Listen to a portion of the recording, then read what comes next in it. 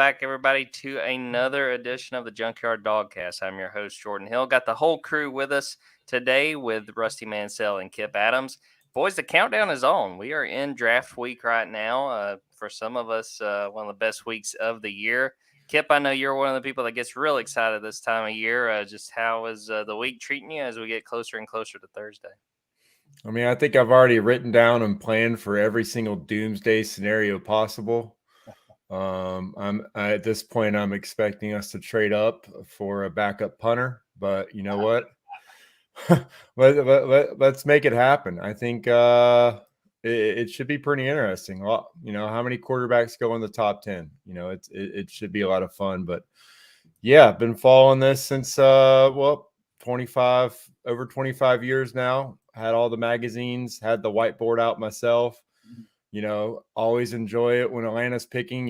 You find out that whoever they took isn't in any of your books. So that was always a fun annual experience. But yeah, this one should be good. Obviously, Georgia's had a huge presence the last couple of drafts, and as we're about to talk about, I think a pretty big one in this year's as well. Rusty, how about you? You've been through these a couple times over the years, just gearing up for another draft.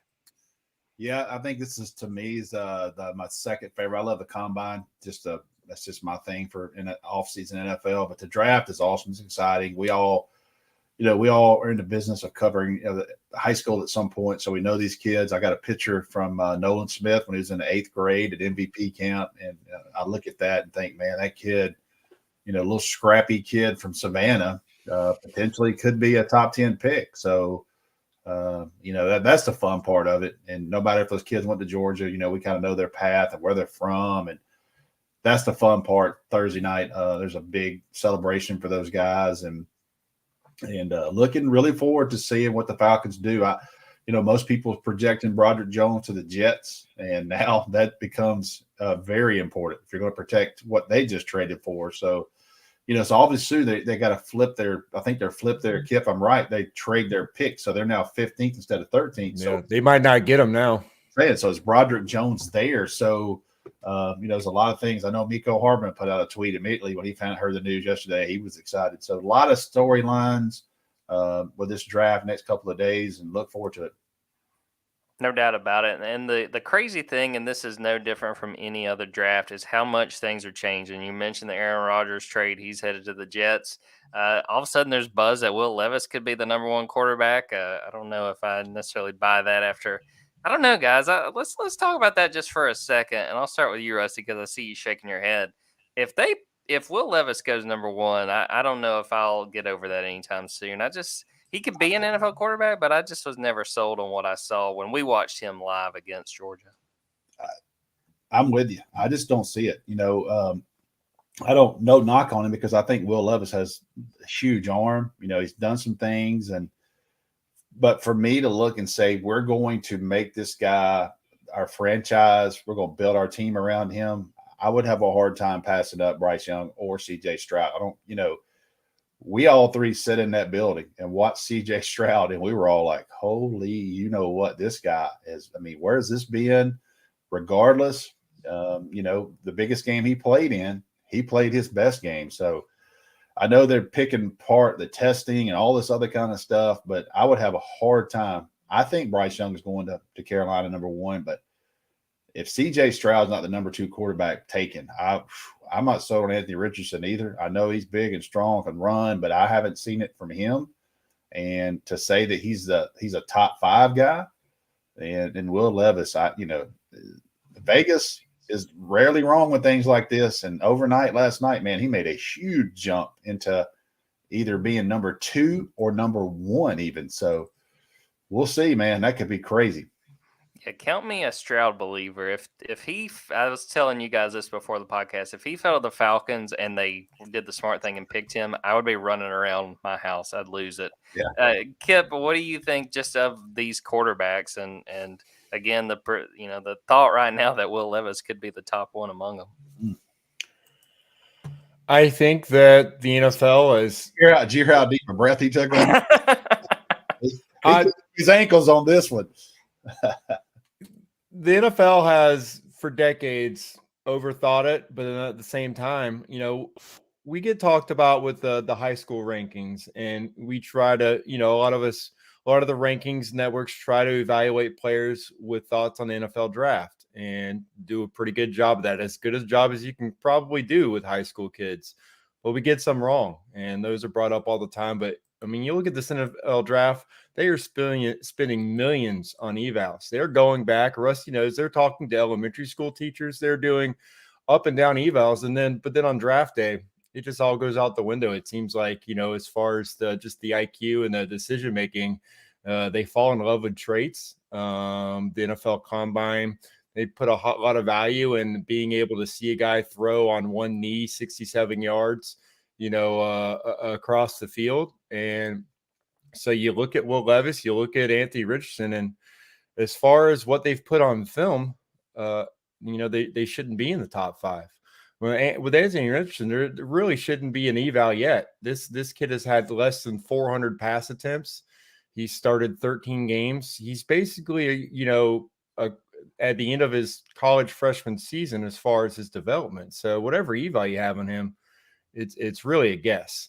You're looking at, physically, yeah, he tore it up, set new numbers for quarterbacks. But as far as his ability as a passer, you have no idea. He might be a top 5 passer in the NFL 5 years from now. He might be outside the top 25. You have no idea.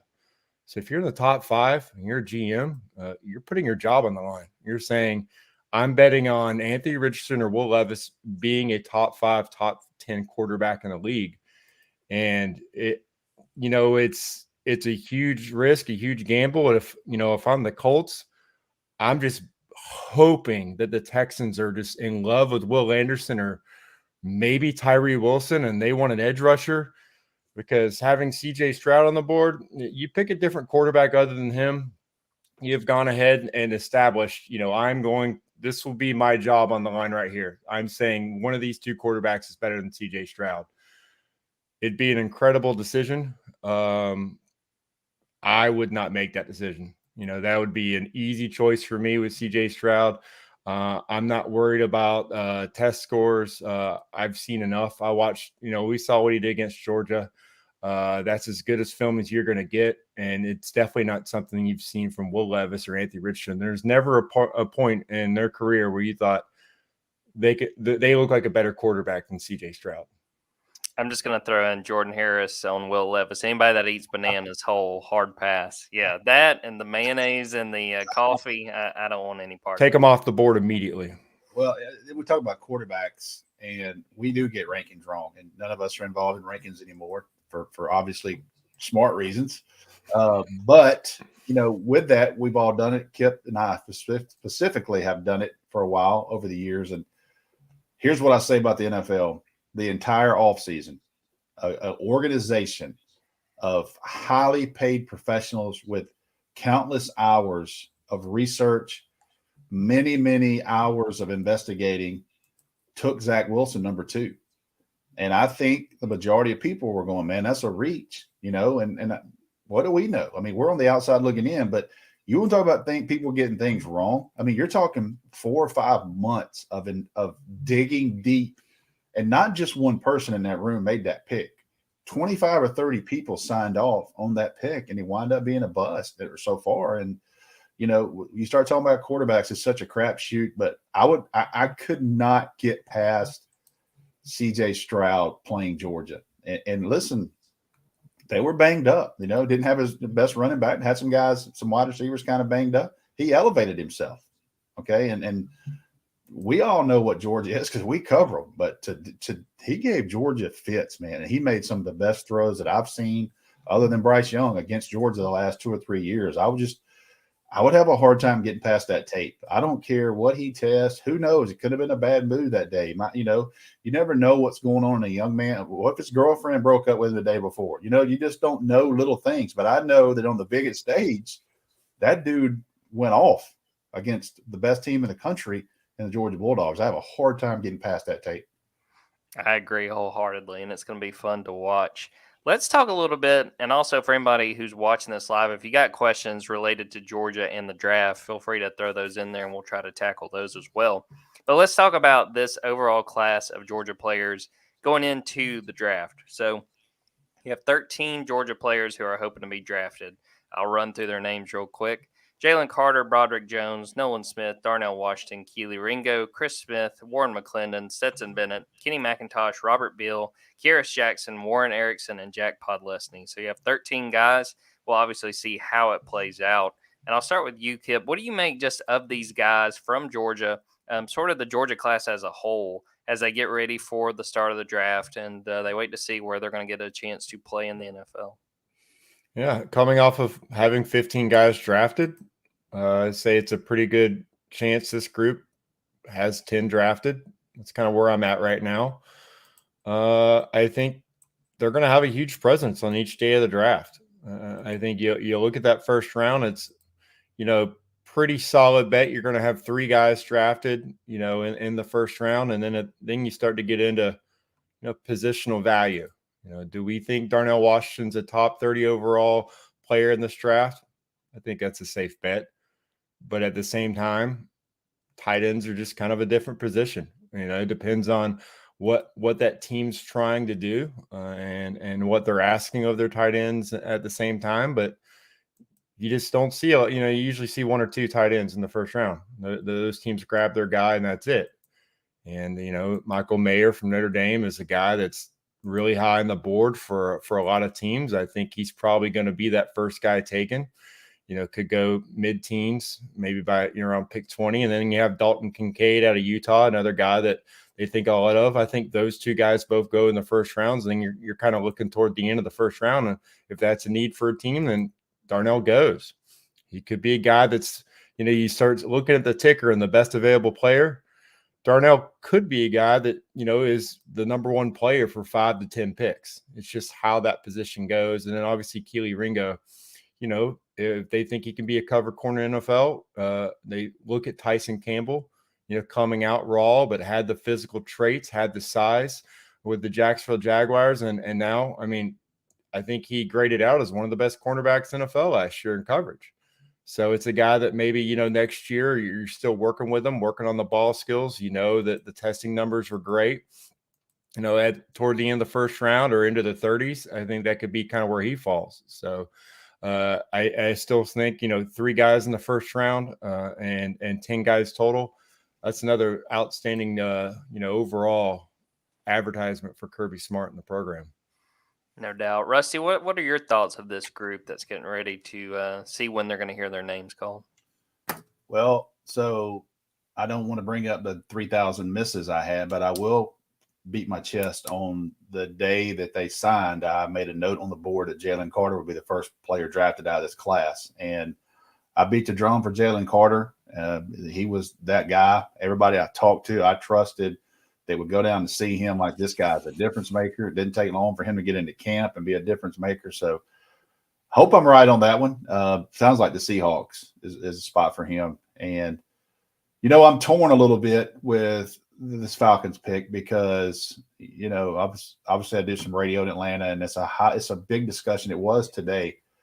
Bijan Robinson versus Nolan Smith. What would you do there? And, as much as you want the Falcons to draft Georgia guys, I would love for them to take Nolan Smith, but I'm not going to be crushed if they take Bijan Robinson. I think he's that one guy in the first round as a running back that's a difference maker, and you have to have some depth. Look at the Chiefs last year. They were playing a guy in the seventh round draft choice because of injuries at the end. So we need some pass rush as a Falcons fan. If they take Nolan, I'm not going to be crushed. If they take Bijan, I'm not going to be crushed. But Nolan Smith is going to end up in the first round. And I can promise you this, you can mark this down on 4/25/2023. It will not take more than 60 days for Nolan Smith to buy his mom a house. And that has been a goal of his. Jamari Salyer did the same thing. So that's the stories you like. Talking to people, it sounds like the Saints are praying Darnell is there in the second round. Kip may know that. I think they picked pretty early in the second, that draft order. So Darnell might slide into that second round. Did see 2 this morning, and I apologize for not noticing which ones they were, but two different mock drafts. All of a sudden, it sounds like Keely Ringo has some traction with Jacksonville. So that would be a great situation for him because that team is ready to. They took the Chiefs to the fourth quarter last year in Kansas City.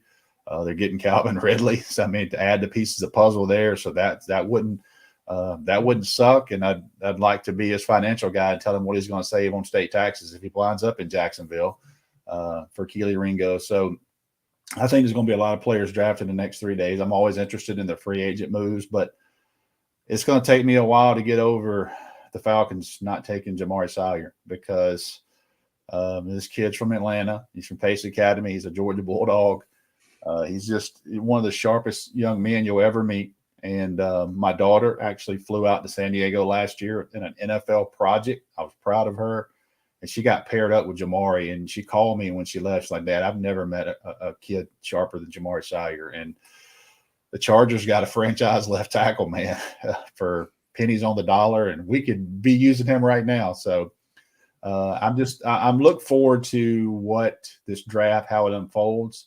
I find myself more fascinated in the late rounds because you can find those guys that, kind of hidden gems that can be those dudes. And for me, I think the one thing I will watch is kind of where Darnell goes. And then a guy that Kip and I know and covered a long time. Does Robert Beal sneak into this draft? And did he do enough at the end of the year to slide in? Because he was another one of those guys that, and myself included, just got written off. Like he was so far down the depth chart. Next thing you know, Robert Beal was having to play like real minutes for Georgia. So I'm interested in how he does. And I want to say one comment to Jordan Harris, this guy that's always on here for us. I am 1,000% in agreement that Bryce Young is the best quarterback in this draft. I even went back and watched the Tennessee-Alabama game a couple nights ago, and I'm telling you right now, if they don't have Bryce Young, they get ran out of the building. But Bryce Young made play after play after play and throw after throw after throw. And I know he's small, and but listen, it's a different world now in the NFL. Can he hold up to some hits? We're going to find out. But as far as standing in that pocket with an arm, throwing off platform, very quick release, spent some time with him in Texas that 1 year. This guy checks all the boxes for me, and I 100% would draft him number one. Take a quick break, come back, talk a little bit more about some of these Georgia players, what we're intrigued by, what we want to watch for. But we'll take a quick break first.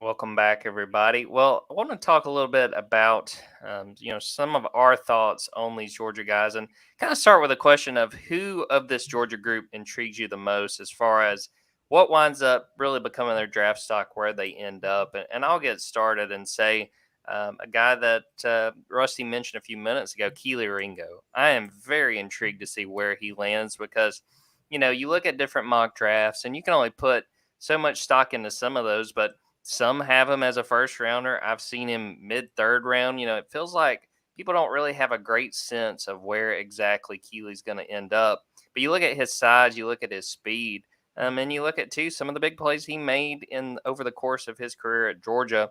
I think he got some flack last season. Some of it warranted. Some of it I didn't think was necessarily fair. And he to me, is a really intriguing corner at a position that I think is fairly deep going into this draft. It seems like that there's a lot of those guys, especially at the top of the list at cornerback, that could wind up working their way first round and maybe early second round. So I really want to pay attention to what happens to Keely and to where he ends up. If it's a good situation like Jacksonville, that could bode really well for him as he develops. Kip, I'll throw to you. Is there one of these Georgia players you're really intrigued by as far as just seeing where they wind up going and then sort of following what that fit looks like with that team? I'm going to pretend both you guys read my mock draft projections for the Georgia players, since I projected Keeley to go to Jacksonville. Oh wow! I think I just think that pick makes a lot of sense for them with their secondary and just with his traits. I think it's the opposite of Darnell Washington. I think positional value gets him into the first round. But for me, the guys I'm interested in watching are the guys that came back. Those super seniors for Georgia. Guys that probably were not on any draft boards a couple years ago, or not many. I know that the scouts try to build out their boards as many guys as possible. As far as draftable grades, having Robert Beal be a potential. I have him at the late 6th round. I got him going number 200 overall. To the Chargers, because they have a 32-year-old Khalil Mack in there, and Joey Bosa was out for a lot of last year. Their pass rush could use some help, and I think he's the kind of that guy that could come in there and make a roster and potentially carve out a nice career for himself. But then also just Chris Smith, just a guy that came in there, didn't get a lot of playing time early, started to build up his role at Georgia more and more. And now I think he squeaks into the end of the 3rd round. I got him going the San Francisco 49ers, 101 overall. I think one of their safeties talked about retiring last year, Tashawn Gibson. And usually when you hear that kind of talk, you should probably start to build that roster out to have a replacement. So, the 49ers got 3 picks awarded to him at the end of the 3rd round. I think he's a guy that can come in there and push George Odom for a backup role right there, give him some depth. But just the fact that both those guys, super seniors, came back, played for Kirby Smart in that program another year, and now have a chance to hear their name called in the NFL draft. You talk about the 3-and-out guys. You talk about guys that Rusty and I see in high school and know, that guy's playing on Sundays. These guys took a different path. And it's one that's equally important for a program like Georgia, getting guys like that back. Just think about where Georgia would have been the last 2 years if they didn't have Robert Beal and Chris Smith in their program, if those guys did not come back. Beal coming back and, leading the team in sacks. And it seems like Chris Smith, every play he made was just such a huge, game-changing play for him. That's all he did. And he was never afraid to come up and make a big hit as well. So I just think those are those guys that if you hear their name called in the draft, it's just going to be kind of that, that moment where, this is a different feather in Kirby Smart's cap where he can say, these guys stayed here, they developed, and look at them now. And with the transfer portal, you need that kind of selling point as well, because you got to recruit your own roster just as much as, trying to get high school guys or help in the portal. You want to keep your guys in the program. So I just think that's going to be huge for them. And that's kind of something I'm waiting to see if it happens. Rusty, other guys from this group for Georgia that you're really fascinated by, things you want to kind of keep an eye out for once this draft gets underway? If this draft and his career, if he stays healthy, Kenny McIntosh can make some money in the NFL. Kenny McIntosh is built for the NFL game. They don't have to. You don't get in there behind. 3 tight end set and pound in the NFL. It's get the ball out in space. The one thing that Kenny McIntosh, I don't know if he got better or if he just showed, but Kenny McIntosh was so good at running through tackles and turning a 3-yard gain into 6-yard gain. And the NFL guys break that down: yards after contact, contact balance. That's the new. You'll hear that 10,000 times during the draft, but Kenny McIntosh is a guy that I think Georgia fans are going to be like, man, we had that guy. He was, he played a pivotal role this year for Georgia. But if Kenny McIntosh stays healthy, he is going to be, I think he's going to play a good while in the NFL. I think he's going to make some money. And Chris Smith, that Kip brought up, Chris Smith is a sure tackler, and he has got a high football IQ. He's not going to blow you away athletically, but he has inserted himself into that defense, and he took that role and off the field, who he is. He kind of reminds me of a guy that I grew up with that played 10 years in the NFL that never was an all-pro, never did a lot of things. But you know what he did? He stayed out of trouble. He was healthy, and he was a sure tackler. and he was a great teammate on special teams, and he got in 10 years, and I could certainly see Chris Smith, one of those guys. He turned around, and next thing you know, it was like, man, it's like Ben Jones. Ben Jones is on year 10. We blink our eye, and here he is, and you think, man, Chris Smith, you could blink your eye at a kid from Hateville Charter, a kid that practices on a field that didn't even have field goal post. And if you ever go to Hateville Charter, the practice field is kind of at an angle. If you throw to the right, you're running downhill, literally. Rocks all over the field, and that kid is cut from a different cloth. Got to bring up the one name that I'm really intrigued just to see where he ends up, and it's Stetson Bennett. I'll start with my guess, and I think the Detroit Lions are going to pick Stetson. I would say probably the 4th or 5th round, but I've had it in my head. If you've ever listened to Dan Campbell, he's going to look at Stetson and say, this guy is a freaking winner. I mean, like that's just how Campbell talks, and that is sort of the mindset. And you see how they're trying to change the trajectory of the Lions, and they took a step forward last year, almost made the playoffs. To me, that fit makes a lot of sense. Obviously, you still got Jared Goff. But I'm going to say Stetson goes to Detroit. I say probably the 4th or 5th round. Rusty, what do you got? What do you think makes sense with Stet?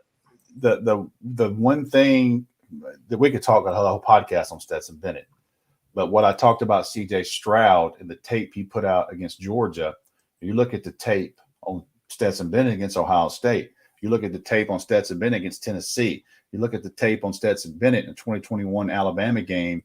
And specifically in that fourth quarter, we talked about that a lot. So, with Stetson Bennett, the age, the size, all those things. But I'll tell you this, there's going to be a guy, and I love that. That's a great comparison, Jordan, bringing up Dan Campbell. There's going to be a football guy that goes, I don't give a damn. That guy played his best in the biggest games.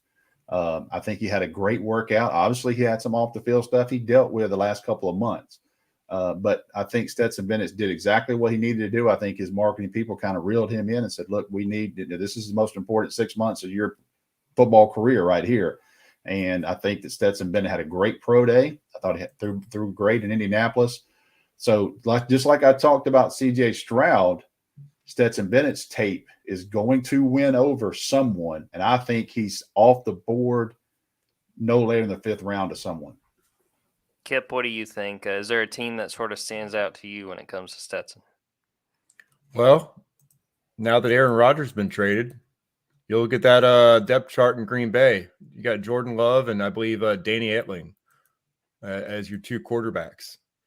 I mean, what do you know about either of those as far as knowing that, they're a legit NFL starting quarterback? I think that is definitely a depth chart that it should be very appealing. And talking about going in there and again, proving people wrong. And Rusty talks about the round. I originally had Stet as a late 6th rounder, but, now you look at Green Bay adding additional picks. I think that could be a great fit for him, whether they want to take him at 116 in the 4th or 149 in the 5th. He could be on board for either one of those picks. I think that would be a great fit for him. And also the Las Vegas Raiders. That's where I originally had Stetson projected. I mean, you got Jimmy Garoppolo.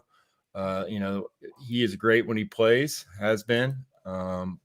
Hasn't been able to stay on the field a lot.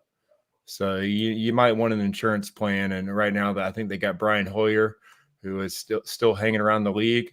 But other than that, maybe you want to try to have that next guy in line. So I think those are still great fits for him. And that's really what it's all going to be about. What do you think Stetson Bennett can bring to the table and what kind of value? And I think those are just, you look at those depth charts, they could probably use a higher floor than what they have right now. And that's one thing Stetson Bennett's going to do. He's going to raise the floor of your quarterback room. And I mean, whether or not he can be a starter in NFL, I mean, that's a question only he can answer. But you know that he's going to be ready. He's going to dive into that playbook, and I think that is going to provide him, probably some early day 3 value. One advantage I think Stetson Bennett's going to have is doubt. What I'm talking about is he's been doubted the entire time. It's not going to be any different for him to walk into a room and people go, damn, he's small. There's no way he can do it, because that's all he's ever known. So he's dealt with that part. It's not going to be any different now. He'll walk into an NFL locker room, and he'll have 2 national championship rings. So that'll carry a little bit more weight than walking into University of Georgia 2 different times as a walk-on, and the second time as a scholarship player. So he's going to know how to deal with people doubting him or whatever he does when he alone with himself, and he's like, look, he bets on himself. So the age thing is a deal. You can dance around it all you want to.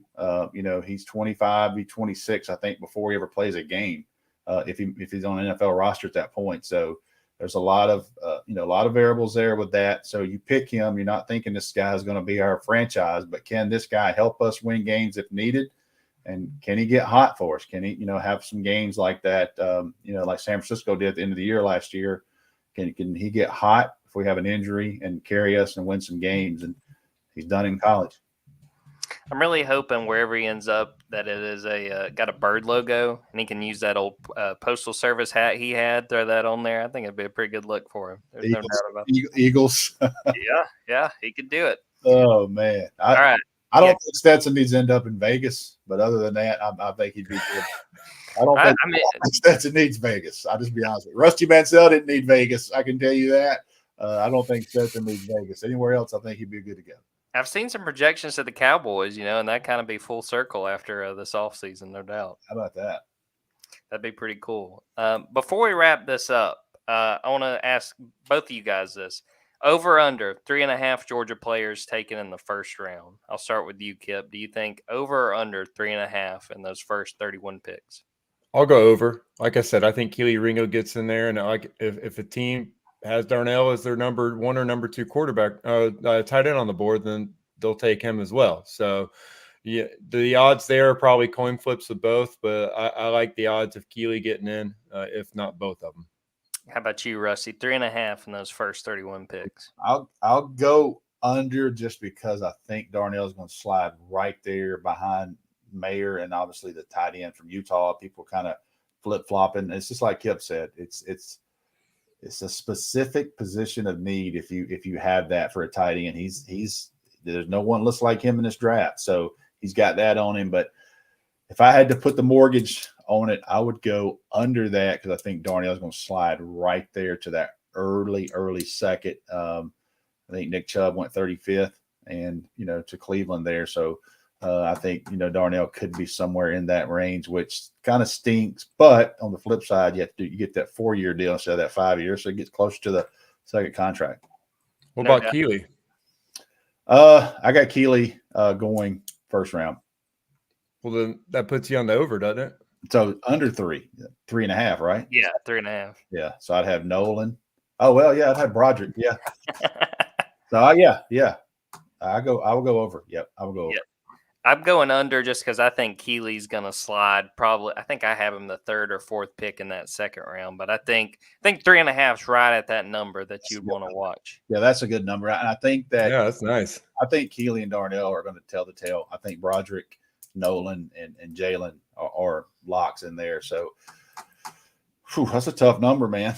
We should put that on the board. Let everybody make that pick. I'll do it for sure when we wrap up this podcast. Yep. One more note before we get out of here. We got to do, because this was a big week, the Georgia Men's Basketball Minute. Mike White and company have been busy on the recruiting trail. They had RJ Melendez since the last time we had the podcast, and they have signed 2 more guys. Jalen Deloach, he's coming from VCU as 6'9" forward, originally from Savannah.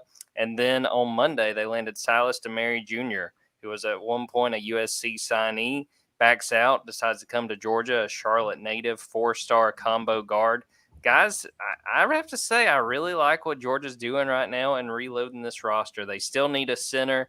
I think they may try to go get another guard as well. They got 3 open spots, but I think there is a lot to like with how they've taken this offseason, especially because there was a little while there where it kind of seemed like the path forward wasn't necessarily clear when you lose guys like Terry Roberts and Cario Oquendo. I think Mike White and company have done a very good job, and really fascinated to see what these next few weeks look like. Terry Roberts left? Yeah, he is going pro. I don't think he's going to be drafted, but he is left, and I don't think there is a window where he comes back. Gotcha.